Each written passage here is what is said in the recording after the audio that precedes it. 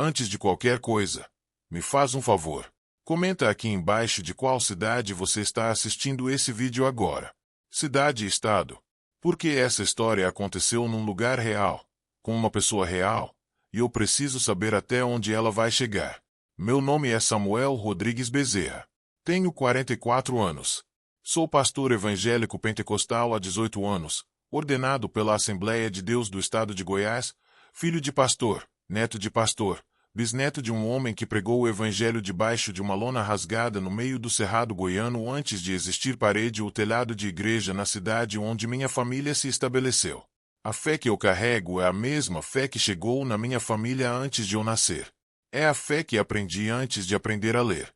A fé que me fez sentar ao lado do meu pai nas madrugadas de oração quando eu tinha 6 anos e entender, mesmo sem ter vocabulário para isso, que o que estava acontecendo naquelas madrugadas era a coisa mais real do mundo.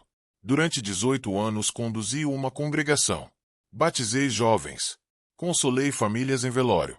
Pregou em acampamentos de jovens, em cruzadas ao ar livre, em hospitais, em presídios. Conheci Deus de uma forma que não deixa dúvida. Conheci o Espírito Santo de uma forma que não precisa de argumento. E eu nunca, em 18 anos de ministério, havia colocado o pé numa procissão católica. Até a Semana Santa de 2023. O que aconteceu naqueles dias em Trindade, Goiás, quando eu estava com 18 meses de um diagnóstico que os médicos chamavam de terminal, é o que me trouxe até aqui. É o que eu preciso te contar.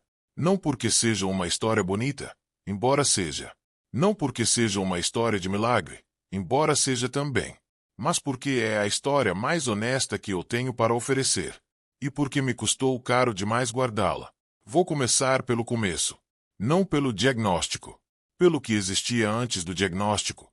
Porque a doença é sempre menor do que a vida que havia antes dela. Cresci em Anápolis, Goiás. Meu pai, pastor Raimundo Bezerra, era um homem de estatura pequena e fé gigante, do tipo que faz a cura de um câncer em jejum de 3 dias parecer coisa corriqueira porque havia feito isso tantas vezes que era mais espantoso quando não acontecia do que quando acontecia. Minha mãe, Dona Amélia, era a mulher que orava mais alto do que todos os outros da congregação e que tinha aquela qualidade específica de presença que faz crianças se sentirem completamente seguras mesmo quando o mundo ao redor não oferece nenhuma garantia. Fui criado dentro da Assembleia de Deus com o mesmo rigor que se cria um futuro médico numa família de médicos. As doutrinas eram claras, as linhas eram nítidas, os limites eram respeitados. Catolicismo era entendido como tradição humana misturada com elementos contrários às Escrituras. Nossa posição sobre a intercessão de santos era firme e fundamentada em textos bíblicos que eu conhecia de cor. Nossa posição sobre procissões, sobre imagens, sobre o culto mariano era igualmente clara. Não era hostilidade. Era convicção teológica construída com cuidado e sustentada por anos de estudo. Estudei teologia na faculdade da denominação. Fiz especialização em missiologia. Li sistematicamente os grandes teólogos pentecostais e reformados. Era o tipo de pastor que construía sermão com 3 pontos, referências bíblicas cruzadas e exegese do texto original em grego.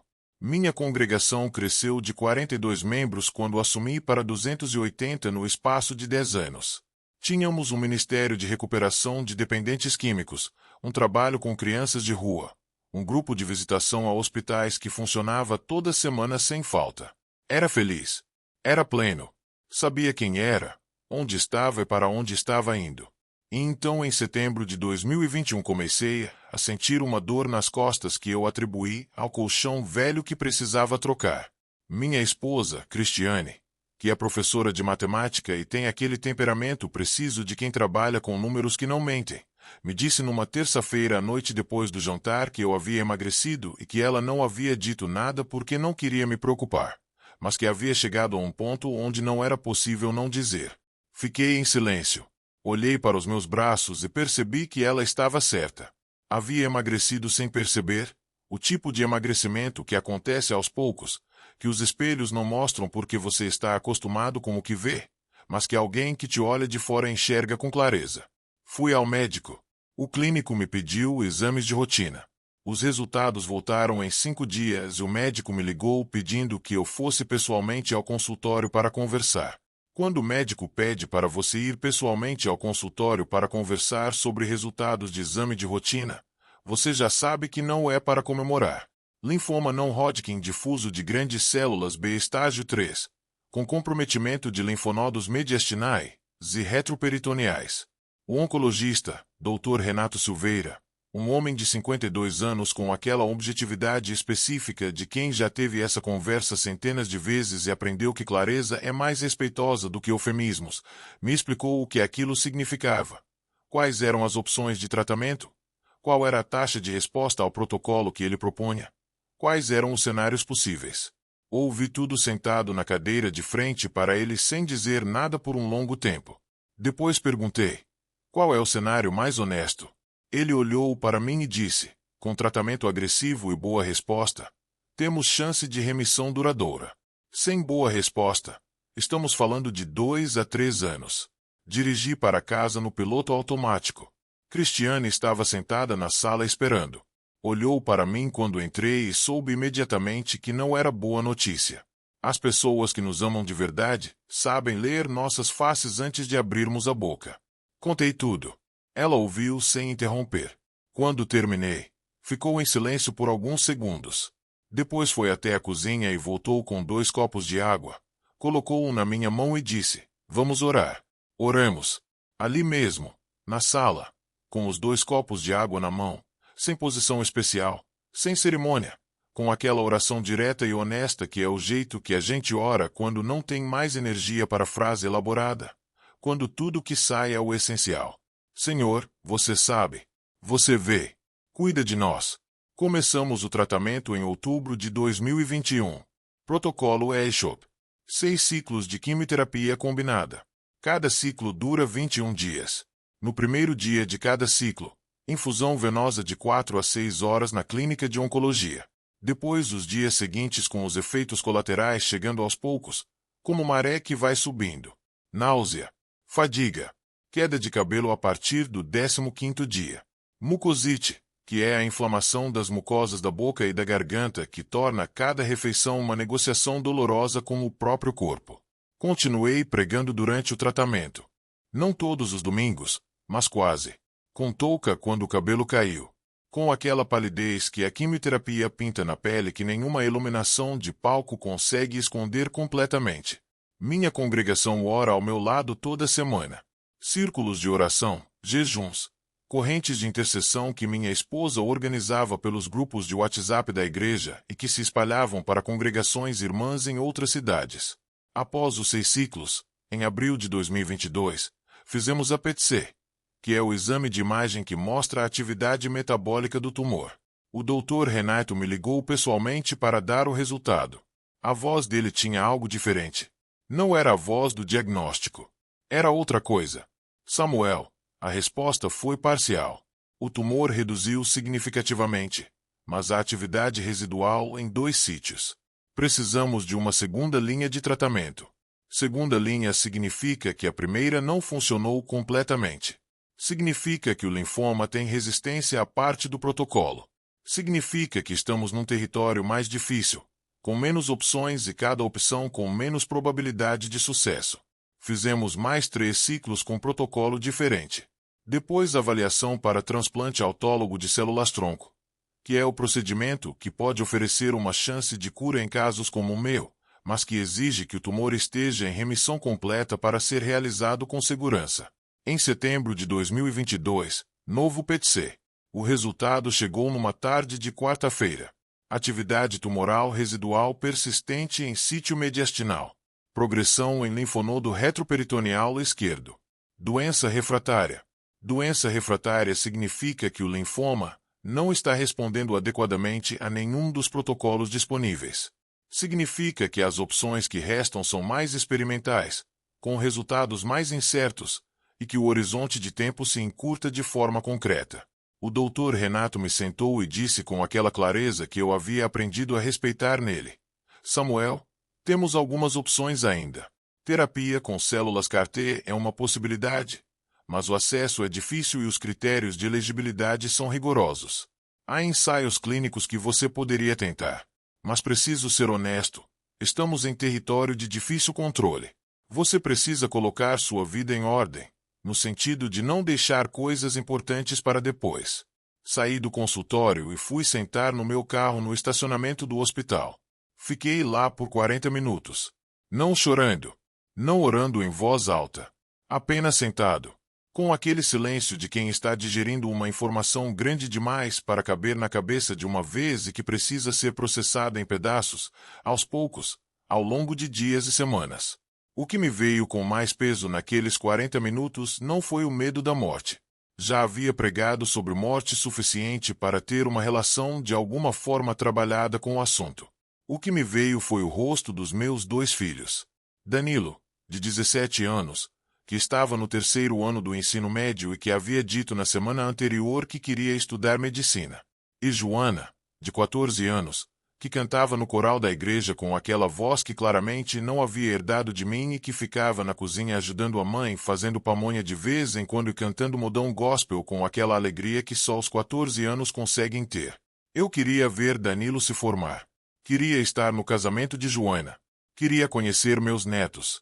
E pela primeira vez em 18 anos de fé pentecostal sólida e bem fundamentada, senti uma coisa que não sabia nomear direito. Não era incredulidade. Era exaustão. Não da fé em si, mas de carregar aquela fé num corpo que estava sendo corroído por dentro enquanto eu continuava subindo no púlpito toda semana e dizendo à minha congregação que Deus é fiel. Porque Deus é fiel. Eu acreditava nisso. Acredito até hoje. Mas havia uma lacuna entre o que eu pregava e o que eu sentia naquele estacionamento de hospital. E essa lacuna, que eu não contei para ninguém por muitos meses, estava ficando cada vez maior. Em outubro de 2022 comecei um protocolo paliativo. Não mais com intenção curativa. Com intenção de controle da progressão e de qualidade de vida pelo tempo que houvesse disponível. O oncologista não disse isso com essas palavras, mas eu sei medicina o suficiente para saber o que muda quando o protocolo muda de curativo para paliativo. É uma mudança de filosofia inteira. É admitir que o objetivo não é mais vencer, é acompanhar. A congregação continuou orando. O pastor interino que assumi minhas funções enquanto eu estava em tratamento, o irmão Cláudio, um homem honesto e dedicado, tocava a igreja com fidelidade. As visitas da liderança eram regulares, afetuosas, genuínas. A Cristiane sustentava a casa, os filhos, a fé visível, a fé que não podia fraquejar porque havia 2 crianças que precisavam de algo para se segurar. E eu ia à quimioterapia às terças e ficava no sofá às quartas, e me levantava às quintas, e tentava ser pai às sextas, e pregava quando conseguia nos fins de semana, e orava nas madrugadas quando não conseguia dormir pela dor nos ossos que a doença e o tratamento juntos produziam. Em fevereiro de 2023, o Dr. Renato pediu nova bateria de exames. Tomografia computadorizada de pescoço, tórax, abdômen e pelve. PET-C, hemograma, função hepática, função renal. Os resultados chegaram em uma semana. Me chamou ao consultório. Progressão tumoral significativa. Comprometimento de múltiplos sítios linfonodais. Surgimento de lesão em parênquima hepático. O protocolo paliativo atual não está sendo suficiente para controlar a progressão. Fiquei olhando para ele. Ele disse com a voz que reserva para esses momentos: Samuel, o que temos à disposição agora são cuidados de suporte. Se desejar, inclusão em ensaio clínico experimental que tem critérios de elegibilidade que você pode não preencher. Preciso ser honesto com você. Estamos falando de meses. Meses. Não anos. Meses. Voltei para casa. Cristiane estava na cozinha fazendo café. Aquele cheiro de café coado na hora que é um dos cheiros mais domésticos e seguros do mundo. Sentei à mesa da cozinha e contei tudo. Ela ficou de costas para mim por alguns segundos depois de ouvir. Depois se virou. Os olhos estavam cheios de lágrimas, mas a expressão era firme. Daquele jeito que ela tem quando decide que vai ser firme. Quando decide que a situação não vai ser maior do que ela. Disse: Samuel, vamos continuar orando. E vamos continuar vivendo enquanto há vida para viver. Foi ela quem me falou sobre a Semana Santa. Não de imediato. Não naquela tarde. Foi 3 semanas depois, num sábado à noite, quando os filhos já tinham ido dormir e estávamos na sala com o televisor desligado, Aquele tipo de silêncio de casal que é diferente de solidão porque é compartilhado. Ela disse: Moisés me ligou hoje. A irmã dela que mora em Trindade disse que sim. Ela disse: o Frei Gilson vai fazer a Via Sacra da Semana Santa em Trindade este ano. A procissão na Sexta-feira Santa. Aquela que percorre as ruas da cidade. Ela disse que vai ter oração pelos enfermos no fim. Fiquei olhando para ela. Ela continuou: eu sei que não é nossa tradição. Sei que você vai ter objeções teológicas e eu entendo cada uma delas. Mas eu também sei que você está com meses de vida segundo o último laudo médico. E eu sei que Deus é maior do que denominação. E eu quero te levar a essa procissão. Fiquei em silêncio por um tempo longo. Disse: Cristiane, você sabe o que eu penso sobre procissões, sobre o culto mariano, sobre a espiritualidade católica. Não é preconceito. É convicção bíblica construída ao longo de toda a minha formação. Ela disse: eu também tenho convicções. E a maior convicção que tenho agora é que você é meu marido, o pai dos nossos filhos, e você está morrendo. E se Deus quiser usar um padre franciscano numa procissão de Semana Santa para tocar na sua vida, quem sou eu para colocar a minha teologia na frente disso? Havia algo nessa pergunta que eu não conseguia rebater. Não porque a pergunta derrubasse a teologia, mas porque a pergunta me alcançava num lugar que a teologia não estava alcançando. Naquele lugar da exaustão onde eu ficava às 3 da manhã com dor nos ossos e silêncio na cabeça. Disse: preciso orar sobre isso. Ela disse: eu também. Oramos separados naquela noite. Na madrugada, enquanto ela dormia, fui para a sala, me ajoelhei no chão ao lado do sofá e fiz a oração mais simples e mais honesta que havia feito em muito tempo. Disse: Senhor, não sei o que fazer. Você sabe onde estou. Você sabe o que está acontecendo no meu corpo. Se você quiser me alcançar de algum jeito que eu não conheço, eu estou aberto. Mas preciso que você me mostre se devo ir. Dormi no sofá naquela noite. Na manhã seguinte acordei com uma quietude que não consigo descrever como outra coisa a não ser resposta. Não uma voz. Não uma visão. Uma quietude que era permissão. Fui até o quarto, onde Cristiane ainda estava dormindo, e disse quando ela abriu os olhos: vamos para a Trindade. Ela ficou me olhando por um momento. Depois disse: glória a Deus. A Sexta-feira Santa de 2023 em Trindade, Goiás, é uma data que qualquer pessoa que conhece aquela cidade sabe que é diferente de qualquer outra data do ano. Trindade é a cidade da Basílica do Divino Pai Eterno, o maior santuário católico do centro-oeste brasileiro, o lugar que recebe milhões de romeiros todo ano, o lugar onde a fé não é decoração de calendário, mas tecido da vida cotidiana de cada família que lá vive.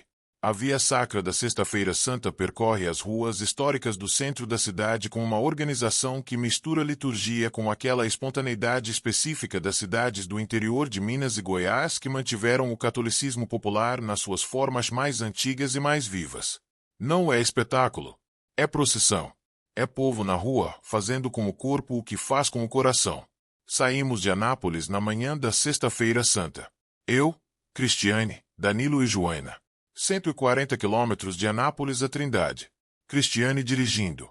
Eu no banco do passageiro com a cabeça encostada no vidro, vendo o Cerrado Goiano passar.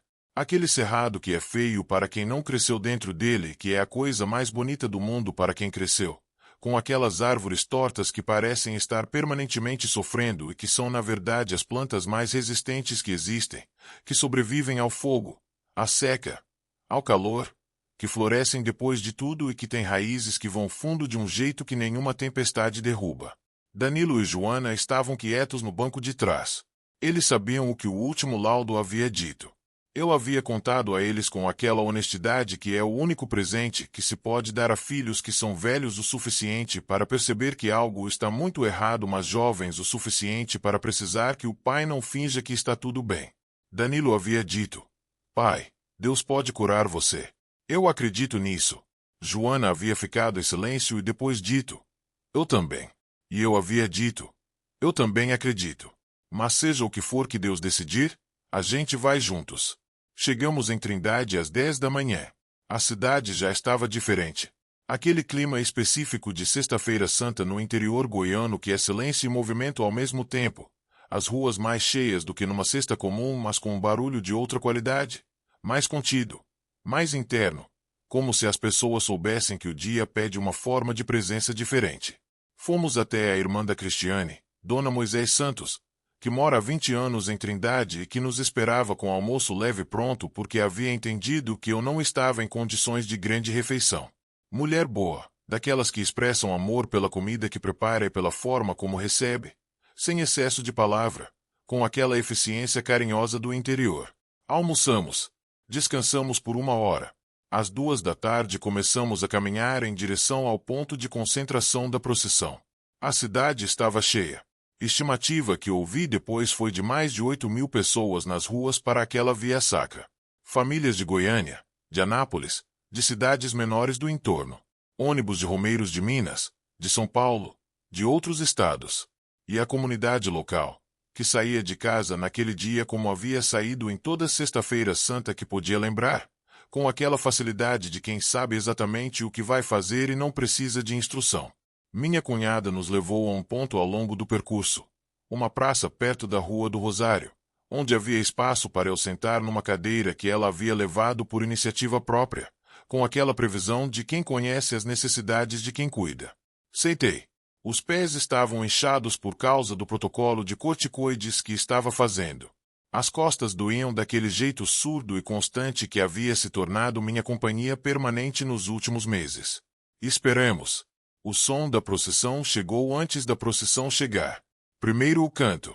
Aquele canto da Sexta-feira Santa que eu não conhecia da experiência própria, mas que minha cunhada havia descrito como antigo, lento, de letra que todo mundo em Trindade aprende antes de aprender outra coisa. Um canto que sobe das gargantas de 8.000 pessoas ao mesmo tempo e que se espalha pelas ruas estreitas do centro histórico de uma forma que não é possível saber de onde vem porque vem de todo lugar ao mesmo tempo. Depois o incenso. O cheiro chegou junto com o canto, levado pela brisa daquele fim de tarde de abril goiano que começa a ficar agradável depois que o sol de meio-dia passa.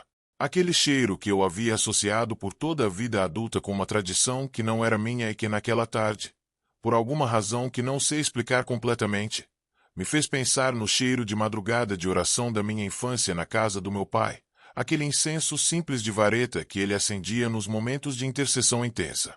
E então o Andor apareceu na curva da rua. A imagem do Cristo morto, carregada por 8 homens de paletó escuro com aquela seriedade de quem carrega algo que pesa mais do que o peso. Flores ao redor do esquife. A procissão inteira se movendo com aquela lentidão de quem não tem pressa porque o que está sendo feito não cabe em velocidade. E o Frei Gilson estava lá. Eu o conhecia de vídeo. Todo mundo no Brasil evangélico e católico conhece o Frei Gilson de vídeo. Aquela energia contagiante. Aquela voz que preenche qualquer espaço. Mas ver presencialmente é diferente. É sempre diferente. Ele caminhava ao lado do Andor com aquela batina marrom que os franciscanos usam, o cordão branco, as sandálias, o rosto que de perto tem aquela qualidade específica de quem está completamente onde está, sem estar dividido entre o presente e outra coisa. Enquanto a procissão passava pelo trecho da praça onde estávamos, ele parou. Não sei se por orientação litúrgica ou por alguma outra razão. A procissão parou. Era um dos pontos da via sacra. O diácono que o acompanhava ergueu a cruz, e o Frei Gilson abriu o livro e leu o trecho do evangelho correspondente àquela estação. A voz dele preenchia a praça sem esforço aparente, aquela projeção natural de voz que os pregadores experientes desenvolvem, aquela clareza que faz cada palavra chegar. Leu sobre o encontro de Jesus com as mulheres de Jerusalém que choravam enquanto ele carregava a cruz. E Jesus se voltou para elas e disse: Não choreis por mim, mas chorai por vós e por vossos filhos. O Frei Gilson fechou o livro e ficou em silêncio por alguns segundos antes de continuar. Aquele silêncio que os pregadores bons sabem usar, que não é hesitação mas é criação de espaço, é dar tempo para a palavra que foi dita assentar antes de continuar.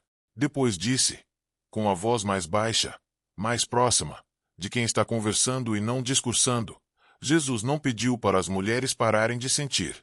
Não pediu para elas fingirem que estava tudo bem. Ele estava carregando a cruz e havia lugar para a dor delas também. Não existe dor humana pequena demais para Jesus parar e reconhecer. Não existe sofrimento que ele passe por cima sem olhar. Se você está aqui hoje carregando algo pesado demais, saiba que ele para. Ele se volta. Ele olha para você. Igual olhou para aquelas mulheres. Eu estava sentado na minha cadeira a uns 12 metros do Frei Gilson quando ele disse isso. E alguma coisa dentro de mim quebrou. Não com barulho. Não dramaticamente. Com aquela quietude de uma coisa que estava tensionada há muito tempo e que finalmente encontrou o ponto onde pode ceder. Como madeira que cresce rachada por dentro durante meses e que num dado momento simplesmente abre, sem aviso. Comecei a chorar. Não o choro que eu havia chorado algumas vezes durante o tratamento, que era choro de dor física, de exaustão, de uma angústia específica de quem sente o próprio corpo falhando. Era outro tipo de choro. Era o choro de quem está sendo visto. De quem havia ficado 18 meses sendo o pastor forte. O pai que conta a verdade sem desmoronar. O marido que sustenta a fé visível para que os filhos tenham onde se apoiar. E que naquele momento, naquela praça em Trindade, sentado numa cadeira de plástico no meio de uma procissão católica de Sexta-feira Santa, finalmente podia não ser forte. Porque alguém havia parado. Havia se voltado. Havia olhado. A Cristiane segurou minha mão. Não disse nada. Segurou e ficou. Danilo e Joana estavam em pé ao meu lado e quando olhei para eles através das lágrimas, vi que Danilo estava com o queixo tremendo daquele jeito que os homens jovens ficam quando estão tentando não chorar e não conseguem completamente. E Joana estava chorando sem tentar não chorar, com aquela transparência que só os 14 anos e as pessoas muito honestas têm. A procissão continuou se movendo. O Frei Gilson caminhou junto com o andor. Mas antes de continuar, parou novamente. Olhou para o lado onde estávamos, e por um segundo, que pode ter sido minha imaginação, mas que não pareceu, seus olhos pousaram diretamente nos meus. Ele não disse nada. Só olhou. E aquele olhar tinha a qualidade de quem vê. Não vê uma pessoa doente numa cadeira de plástico numa procissão de Sexta-feira Santa. Vê uma pessoa. A procissão passou. O canto continuou. O incenso ficou no ar por muito tempo depois que o andor já havia dobrado a esquina. Fiquei sentado por um tempo depois. As lágrimas haviam parado, mas havia algo diferente no peito. Não euforia. Não aquela sensação de altar de avivamento que eu conhecia da tradição pentecostal, aquela coisa acalorada e acelerada. Era uma calma. Densa. Cheia. Como quando um quarto barulhento de repente fica em silêncio e você percebe que o silêncio tem textura própria. Minha cunhada nos levou de volta à casa dela. Jantamos em silêncio, aquele silêncio de quem está digerindo algo e não quer que palavra alguma interrompa o processo. Dormimos naquela noite em Trindade. Eu dormi de um jeito que não havia dormido em muitos meses. Sem acordar no meio da madrugada. Sem aquela vigilância do corpo doente que aprende a dormir, sempre com o olho aberto porque o próximo episódio de dor pode chegar a qualquer hora. Acordei no sábado de Aleluia com aquele sol de manhã de Cerrado Goiano entrando pela janela do quarto que a Moisés havia preparado. E fiz algo que não havia feito em 18 meses de doença. Fui ao banheiro, me olhei no espelho e sorri. Não de felicidade superficial, de algo mais fundo. De alguém que havia sido alcançado por algo que não cabia em nenhuma categoria que conhecia. Voltamos para Nápoles na tarde do sábado. Na segunda-feira seguinte fui ao consultório do Dr. Renato para os exames de rotina mensais. Coleta de sangue, hemograma completo, marcadores tumorais, avaliação clínica. O Dr. Renato me examinou, auscultou, palpou o abdômen verificando linfonodos e fígado, mediu pressão, avaliou saturação. Ficou em silêncio por um momento depois do exame clínico. Disse: Samuel, os linfonodos cervicais que estavam palpáveis no mês passado estão menores. Bem menores. E o fígado está com o tamanho normal à palpação, sem a resistência que eu sentia antes naquele lobo direito. Olhei para ele. Ele disse: vamos fazer os exames de imagem de urgência. Hoje mesmo, se possível. Fez os pedidos. Fui ao serviço de radiologia naquela mesma tarde. Tomografia computadorizada de corpo inteiro. Resultado em 48 horas. Foram as 48 horas mais longas que eu já vivi. Não por ansiedade do diagnóstico. Já havia vivido isso antes.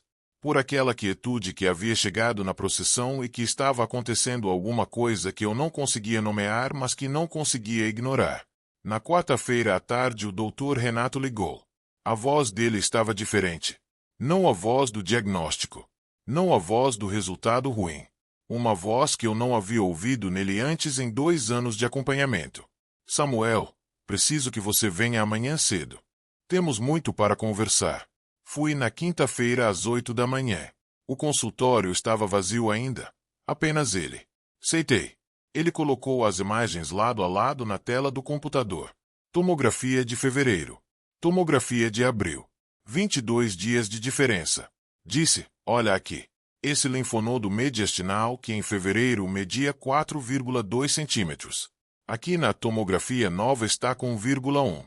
Esse linfonodo retroperitoneal que havia crescido no último exame. Desapareceu. Essa lesão hepática que identifiquei em fevereiro. Aqui não está mais visível. Ficou em silêncio. Depois disse, Samuel, eu sou médico há 26 anos. Oncologista há 20. Vi milhares de casos de linfoma. Vi remissões com quimioterapia. Vi remissões com transplante. Vi remissões com imunoterapia. Nunca vi remissão como essa. Nesse tempo, nessas circunstâncias, sem mudança de protocolo, sem nenhuma intervenção adicional. Perguntei, o que os exames dizem objetivamente? Ele disse, a doença está em remissão parcial significativa, tendendo à remissão completa. Precisamos de PET-C para confirmar, mas o que a tomografia mostra é incompatível com a progressão que víamos 2 meses atrás. Fiz o PET-C 2 semanas depois. O resultado chegou numa sexta-feira. Ausência de atividade metabólica aumentada compatível com doença linfomatosa ativa nos sítios previamente comprometidos. Linfonodos com tamanho e atividade dentro dos limites da normalidade. Sem novas lesões. Remissão completa por critérios de imagem. O Dr. Renato me ligou pessoalmente. A voz tinha aquela qualidade que eu havia percebido naquele primeiro contato depois do sábado de Aleluia. Uma voz de alguém que está diante de algo que não encaixa nos sistemas que conhece. Disse, Samuel, em 26 anos de oncologia, não tenho explicação para o que estou vendo. A literatura médica não me oferece nenhum mecanismo que justifique essa resposta. Nesse ritmo, sem intervenção correspondente. Vou acompanhar você de perto. Mas o que eu vejo hoje nos exames é uma pessoa que não tem doença ativa detectável. Agora é o momento de você se inscrever no canal Milagres Cristãos, se ainda não fez isso. Ativa o sininho. Deixa o seu like nesse vídeo. Não pelos números, porque essa história precisa chegar em quem está com o laudo na mão que diz que não há mais o que fazer. E quem decide onde ela chega é você compartilhando agora. Nos meses seguintes fui acompanhado a cada 2 meses. PET-C semestral. Hemogramas mensais. Cada resultado confirmando o anterior. Remissão completa. Doença não detectável. Em dezembro de 2023, um ano depois do início da remissão, o Dr. Renato disse numa consulta de rotina com aquela objetividade que é o jeito de amor que os médicos honestos expressam. Samuel, clinicamente você está curado. A ressalva científica é que acompanhamento por 5 anos é necessário para confirmar remissão duradoura. Mas o que vejo hoje é cura. Curado. Sentei com aquela palavra por muito tempo depois de sair do consultório. No carro, no estacionamento, com o sol da tarde de dezembro aquecendo o vidro. Curado. A mesma palavra que eu havia dito para centenas de pessoas ao longo de 18 anos de ministério.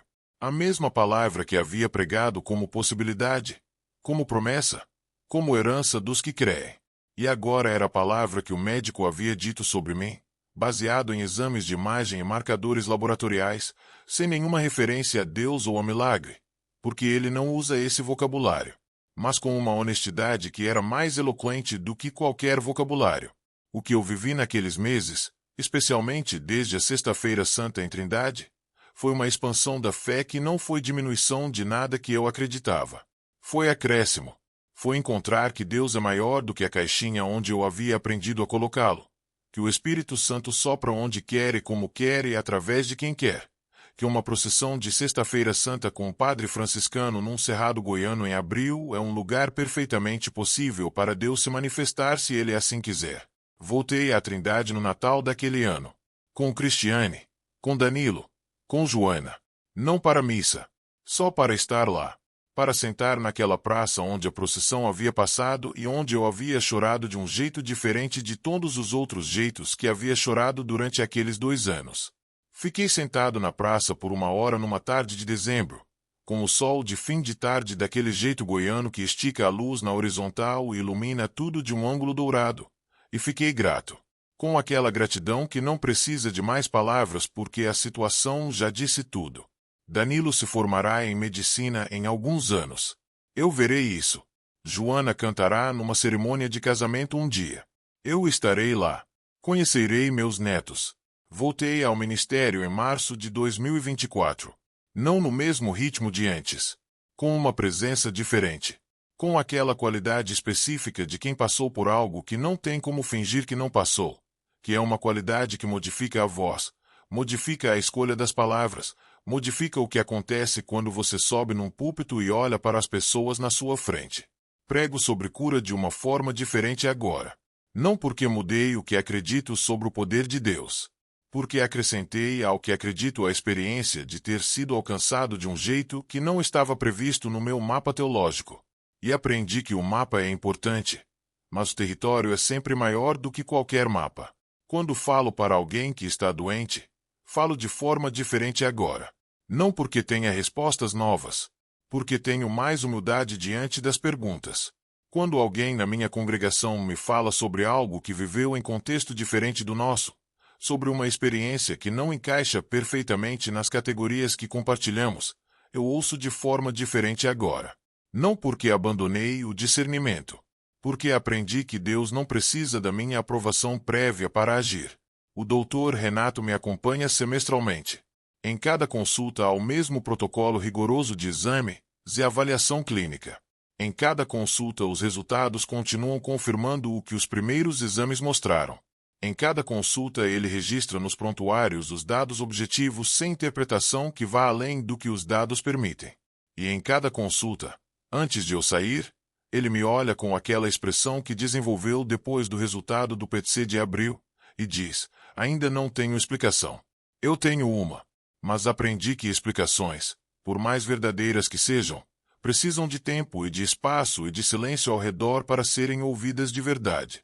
Aprendi isso numa praça em Trindade, numa tarde de Sexta-feira Santa, sentado numa cadeira de plástico, ouvindo um padre franciscano dizer que Jesus para, que Jesus se volta, que Jesus olha.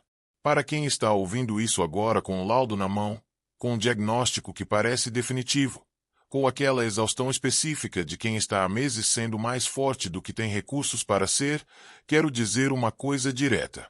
Deus não é menor do que o seu diagnóstico. Ele não é menor do que a sua tradição.